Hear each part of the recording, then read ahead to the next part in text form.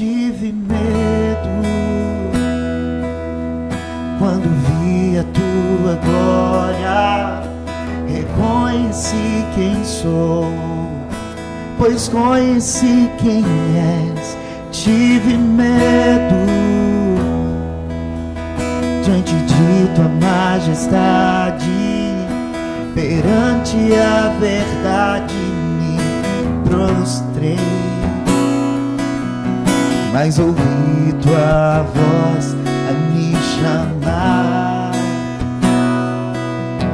e o teu fogo a me purificar, e me perguntou quem irá. Eu entendi o teu chamar e respondi: eis-me aqui pra cumprir teu chamado, Senhor. Onde me mandares eu vou. Eis-me aqui pra cumprir teu chamado, Senhor. Onde me mandares eu vou. Perdoado sou, testemunha do teu amor, teu grande amor. Esaú, trazendo música de presente pra gente aqui hoje. Quem não assistiu no primeiro bloco, eu queria que você passasse pra gente de novo. Onde a gente consegue encontrar o seu CD? Então, meu CD está na livraria Vida e Luz, aqui na 21 de abril ou na 13 de maio, e nos nossos eventos, ou nas plataformas digitais, na Deezer, Spotify, Google Play, iTunes. Você pode ir lá conferir. E em novembro a gente vai gravar o clipe, nosso primeiro clipe, nosso primeiro videoclipe. Que massa. E aí a gente vai ter lá nas nossas redes sociais, porque 35 pessoas vão poder participar do nosso clipe. Então, fiquem ligados nas nossas redes sociais, que a gente vai fazer essa gravação, né? Vai ser numa casa de uns amigos nossos. Que legal. Aí, bem legal. E toda a sua programação, toda a sua agenda, a gente consegue acompanhar também nas redes sociais, né? Nas redes sociais, Ministério Esaú Ribeiro, ou no Instagram, Esaú Ribeiro Oficial. E lá você encontra todas as informações, todas as agendas, onde nós estamos. E quero ver você lá conosco. Quero mais uma vez agradecer a presença de vocês aqui. E estou aqui com meu amigo aqui, o MV. MV tem uma fábrica. Isso. Ele faz guitarra. Que massa! Fala um pouquinho rapidinho. Tá muito quietinho, fala aí pra gente. Vou falar. Então, eu trabalho com luthieria, né? Que é a fabricação de instrumentos, como guitarras acústicas, guitarra sólida, e também regulagem de instrumento, violão, contrabaixo. E a gente está aí, fazendo guitarra, mandando para fora de Campos, São Paulo, Brasília, Petrópolis, e estamos aí trabalhando. Legal. Quem quiser saber mais um pouquinho, tem lá a página no Face, MV Luthieria, e também o Instagram, MV Luthieria, que tem um pouco do trabalho lá que a gente tem desenvolvido aí pela cidade. Obrigada pela presença de vocês aqui, viu? Eu quero que a gente retome aquele assunto. A Carol trouxe pra gente a informação de que existiam clínicas, se é que a gente pode chamar dessa forma, aqui no Brasil, que aplicavam determinadas técnicas, garantindo essa questão da reversão, enfim, tudo que a gente já discutiu aqui e que viu que na verdade não existe, e que isso existia aqui no Brasil. Como é que é isso? Isso é um absurdo. É bem isso surreal. É uma violência sem tamanho. Mas precisamos falar sobre, reiterando aquilo que o Rafael disse, questões de gênero, questões de sexualidade, a forma da gente estudar isso é muito novo. No entanto, a sociedade e o Estado sempre regularam a sexualidade humana. Talvez em nenhuma outra área das nossas vidas nos ditam aquilo que pode ser tido como normal, como adequado, como padronizado, como dentro da norma, quanto na nossa sexualidade. E quem não se enquadra nisso, ou seja, se eu não me enquadrar nesse modelo heterossexual, se eu não me enquadrar nesse modelo eu vou ser considerado enquanto desviante. Ignorando uma coisa que é primordial ao ser humano, o desejo. Nós temos desejo. Esse desejo, ele não é da ordem da nossa decisão. Isso não tem nada de patológico. Agora, o que é patológico, sim, é esse tipo de tratamento que pode ser dado. Porque ainda existem essas clínicas na América do Sul em alguns países. E como é que... É o extremo... E a gente está falando do extremo, né, mãe? A gente está falando do extremo.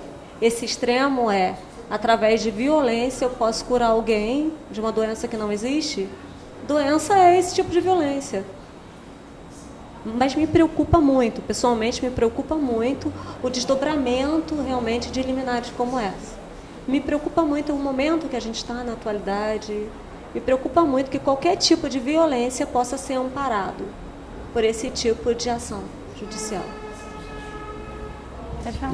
Inclusive, eu gostaria de complementar, né, acerca das informações que a gente tem sobre essas supostas técnicas e modelos de tratamento que foram realizados e são realizados em alguns outros países aqui da América do Sul. Os dados que temos são de um aumento considerável em quadros de ansiedade, depressão e até mesmo suicídio. Então, as clínicas, as supostas clínicas que tentam, né, curar, entre aspas, as pessoas que têm uma sexualidade, né, fora desse modelo heteronormativo que vivemos e que são enviadas para esses locais, acabam sofrendo de fato tortura, né, como foi dito. Há relatos de que mulheres que têm a sexualidade, têm o desejo por outras mulheres, sofram, conforme foi dito, até mesmo um estupro corretivo para que se mude esta orientação, né?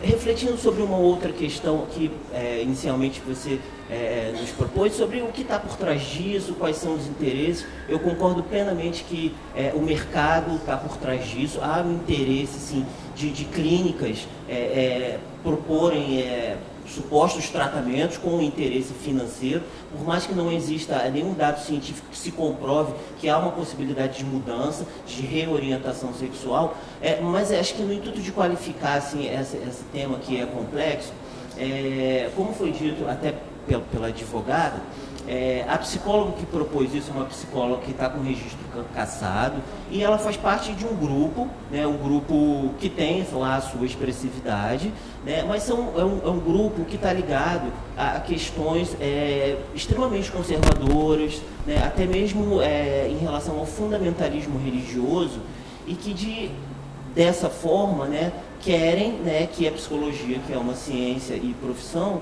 acabe, né, acatando ou de certa forma aceitando, né, quesitos que são de ordem moral, religiosa e que não tem nenhum aparato, né, ético e legal para que seja feito.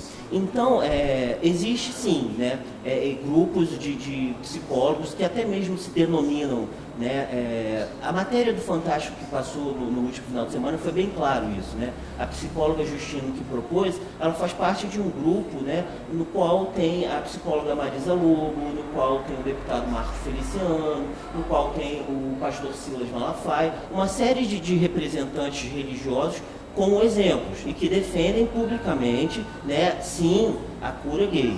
Nesse sentido, é importante, recentemente o Sistema Conselhos de Psicologia fez uma nota, né, afirmando de que não existe, assim como não existe psicologia umbandista, evangélica, hindu ou ateia, por exemplo, não existe psicologia cristã enquanto especialidade da psicologia.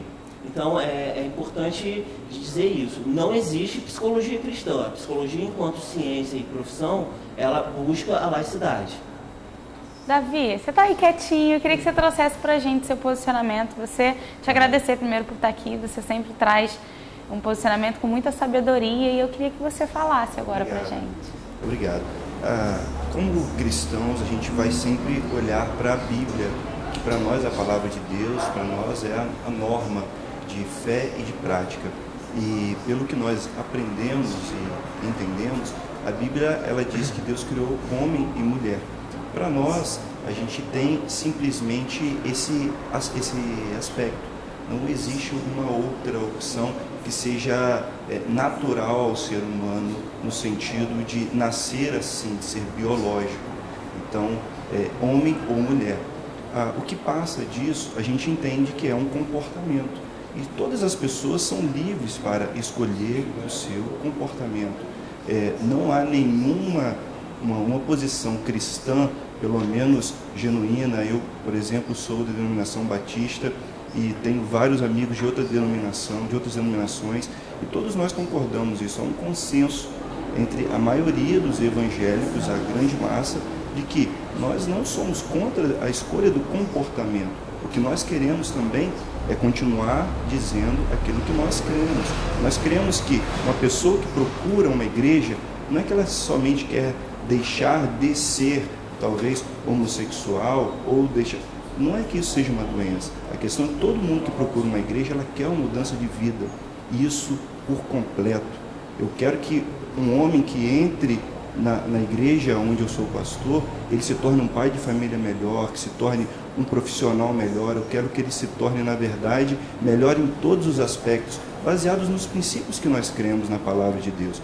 Óbvio que ninguém é obrigado a crer como eu creio, ninguém é obrigado a se submeter à Bíblia, mas a partir do momento em que você quer buscar algo diferente, você vai a uma igreja, você precisa realmente entender que você vai estar exposto a uma outra cosmovisão, que na verdade é a cosmovisão que formou a nossa cultura ocidental. Não tem como a gente negar isso. E de certa forma, os extremismos históricos levaram a um posicionamento de violência em muitos aspectos. Mas não existe nenhuma instituição que seja mais social do que a igreja. A igreja está em todas as favelas, a igreja está em todos os presídios, está em todos os ramos da sociedade. A maior instituição de uma nação é uma igreja. Então, se existe uma instituição preocupada com o ser humano, com o valor da vida humana, é a igreja. As pessoas doam seu dinheiro preocupadas com isso, e são milhões e bilhões investidos em lugares extremos, em qualquer lugar do mundo. Hoje, nós podemos ter esse debate exatamente porque nós temos essa tradição judaico-cristã. A cultura ocidental, ela é o encontro de duas cidades, Jerusalém e Atenas. Então, hoje nós temos esse modelo de pensamento. Nós podemos estar conversando hoje aqui de uma forma assim tão diversa e com pensamentos tão contraditórios, assim, posicionamentos diferentes, exatamente porque o cristianismo facultou isso. Exatamente porque nós aceitamos e admitimos. Enquanto Darwin olhou para o homem e disse, esse é um animal genético, Freud olhou para o homem e disse, esse é um animal instintivo. Marx olhou para o homem e disse, esse é um animal social, econômico. A Bíblia mostrou para nós, para os cristãos, que o homem é imagem e semelhança de Deus. Ele é livre, ele pode escolher. Nós não estamos presos à nossa classe social, nós não estamos presos à nossa cor, nós não estamos presos a nenhuma escolha. Nós somos livres, nós podemos escolher e nós podemos viver, sem dúvida, as consequências das nossas escolhas. Então, nós cremos sim que as pessoas elas podem mudar de escolha. Claro que isso tem que ser uma opção delas. A respeito dessa polêmica, eu, pelo menos, nos círculos que eu frequento e nos círculos que eu tenho acesso, até mesmo dentro da esfera política, que eu, pelo menos, acompanho, consigo ver, não houve nenhuma menção em relação à cura gay a partir dessa visão cristã. Alguns realmente aproveitaram, até por falta de sabedoria, e colocaram isso, mas nós não vemos isso como cura gay. Isso não é uma doença, isso não é algo que inferiorize qualquer pessoa. O que eu penso é que todos nós temos o direito de mudar, todos nós temos o direito de fazer nossas escolhas e viver por elas. E nós também queremos viver, nós queremos viver essa escolha e continuar dizendo que todo mundo pode mudar, todo mundo pode fazer sua escolha, que todos nós somos iguais perante Deus, perante a lei e diante da sociedade. Muito obrigada. Muito obrigada. Pode falar.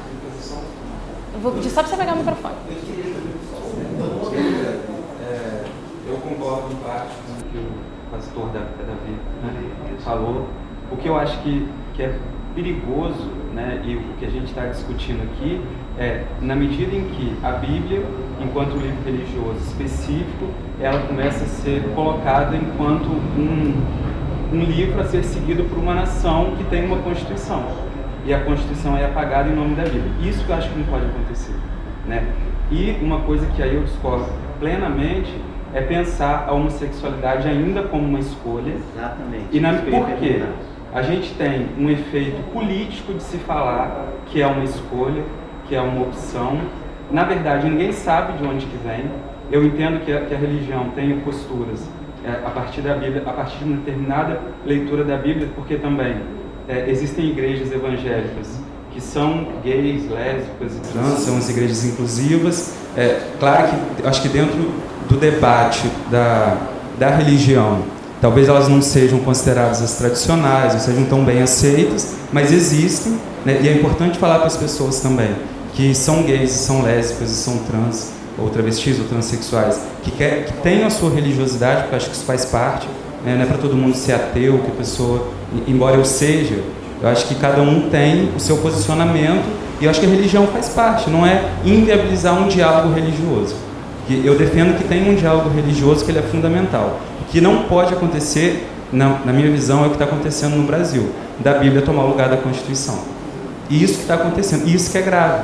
Porque na medida em que eu coloco a homossexualidade como uma escolha, e vou pautar a Bíblia como um recurso para dizer que você pode escolher ser outra coisa, obviamente que eu vou ter um problema muito sério. E é muito ingênuo eu pensar que as pessoas elas vão poder escolher. Porque assim, foi aquilo que eu falei dos recortes, eu já vou finalizar que eu sei que eu estou passando, dos recortes que são fundamentais. Porque uma coisa é você falar com uma pessoa que tem acesso a estudo, que está inserido no movimento social, essa pessoa talvez tenha recurso para escolher. Outra coisa é você pegar uma pessoa que está numa situação de humanidade precarizada, que está totalmente degradada, que a igreja pode ser o único recurso que ela tem para continuar viva. Aí me desculpe, isso para mim não é escolha. Escolha é quando eu posso escolher ir para a sua igreja, ir para o terreiro, ir para a universidade, e isso sim é escolha. Agora, quando eu estou numa situação subhumana, eu não tenho escolha. Ou é aquilo, ou é a morte. Então, isso é escolha? Eu acho que isso que é um ponto, assim, só para a gente poder pensar e continuar o debate, porque ele é muito, muito frutífero, com certeza. Rapidinho, diretamente, no caso, dá a impressão de que nós, por exemplo, cristãos, nós fazemos opção. Se a pessoa ela aceitar os nossos valores, ela vai ser atendida. Isso é muito pelo contrário. Tá? Na verdade, as nações que, por exemplo, aceitaram muitos imigrantes, a maioria são nações cristãs e que, de bom grado, não estão fazendo qualquer alusão a essas pessoas terem que aceitar os valores cristãos. Pelo contrário, elas são aceitas, são atendidas como elas são. E para nós entendemos que, exatamente, não somente pelo fato da Bíblia, mas também porque a própria declaração de todos vocês, inclusive, disseram, é um estudo muito recente, é um estudo que ainda está se desenvolvendo, não é possível afirmar que isso é natural, inato. A gente não pode dizer que é inato, isso seria também uma ingenuidade dizermos assim, mas de qualquer forma, o importante é que nesse momento a gente tenha equilíbrio nas opiniões e a gente poder também dizer isso, olha, nós acreditamos que a pessoa pode mudar, nós acreditamos, não quer dizer que ela vai ser melhor porque ela se tornou um cristão e deixou de ser um homossexual. Ela precisa escolher e chegar à sua própria conclusão e dizer, bom, eu acho que é isso que eu quero para a minha vida, então siga e seja feliz. Eu penso nisso. Infelizmente, a maioria, não sei a maioria, ou algumas pessoas não vão pensar igual a mim, né, nesse sentido de tolerar. Mas o que eu percebo e nos círculos onde eu transito, a maioria deles, eles concordam com essa afirmação. Pastor, a pergunta, de acordo com a sua fala, um termo que eu vi assim, muito presente, é a questão da escolha, né, que a sexualidade ela é uma escolha. Né? Certamente é um tema muito complexo, há inúmeras fundamentações, né, sobre a origem, se é multideterminado, mas essa pergunta eu sempre faço justamente quando eu vejo a pessoa falar acerca dessa possível escolha ou não. A pergunta que eu quero fazer ao senhor é, se a sexualidade é uma escolha, em que momento da sua vida você escolheu a sua sexualidade? Olha, eu certamente não vou conseguir te dizer quando eu escolhi a minha sexualidade, mas eu posso te dizer quando eu escolhi entregar minha vida totalmente para Jesus. E quando eu escolhi abandonar todo o meu passado, mudar totalmente de vida e realmente viver uma nova vida, a vida que Ele me propôs, a própria vida dele. Então, é uma questão que a gente entra num âmbito que acaba sendo muito pulverizado ainda, porque as próprias conclusões científicas não são consensuais, elas não chegam a um consenso realmente acadêmico de uma forma geral, mas eu continuo afirmando aquilo que eu acredito na Bíblia, na Palavra de Deus, a respeito disso, e de muitas formas a gente também tem um respaldo científico a respeito dessas questões em vários meios, né, em vários aspectos. Isso é debate para um outro programa, vai ter outro, né? Então, ó, já fica aqui o compromisso, nós vamos fazer um outro programa falando sobre isso. Eu até questionei aqui, a Nilvinha, uma questão da sexualidade enquanto escolha de se viver ou não a sexualidade, independente dela ser homo ou hétero. Você tem a escolha de viver ou não. E quando você mencionou do abrir mão da nossa vida para viver uma vida dentro dos planos de Deus, dos planos de Cristo, não necessariamente estamos falando de sexualidade. Estamos falando de, como você mencionou até quando a gente estava no intervalo, do ego humano, da vaidade, de uma série de outras coisas que por vezes precisa se abrir mão para viver diante no caminho dos planos de Deus. Acho que é isso. A gente precisa encerrar, já entendi, vou acabar o programa. A gente tem que ir embora. Posso pedir música para acabar? Então, daqui para as nações. Obrigada, gente, pela presença de vocês e quero de novo. Eu sei quem tenho crido, também sei que Ele é poderoso pra fazer infinitamente mais, e sei que os teus planos sobre mim não frustrarão. Estou firmado em tua palavra, pois sei que és fiel, mesmo que eu venha falhar, ainda acredita em mim, e mesmo com meus erros me ama tanto. Poderoso Deus que não me deixa sozinho em minhas lutas, vai à minha frente e cumpre teus sonhos sobre mim. Sei que és fiel, sei que não abre mão de mim, meu Deus irá cumprir toda a promessa. Vou proclamar o teu amor e daqui pras nações eu vou em teu nome, pois eu sei no fim terei vitória.